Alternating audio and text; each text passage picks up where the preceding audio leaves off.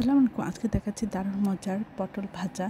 আমরা এখানে 1 চামচ মরিচের গুঁড়া, আধা চামচ হলুদ গুঁড়া, আধা চামচ ধনিয়া গুঁড়া, আধা চামচ জিরা গুঁড়া, আধা চামচ লবণ এবং আধা চামচ কম আদা বাটা, আধা চামচ কম রসুন বাটা সব কিছু আমরা সামান্য একটু পানিতে গুলিয়ে নেব। নিয়ে প্রতিটা পটলের পিস এভাবে খুব ভালো করে ডলিয়ে প্রতিটা এভাবে ফুল করে কাটা সব কিছুর ভিতরে আমরা মশলাটা খুব ভালো করে দিয়ে দিব।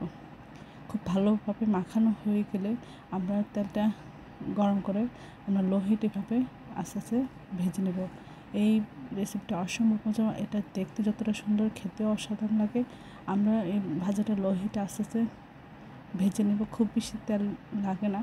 আমরা এক পাশ ভেজে উল্টে অপর পাশ ভেজে নেব।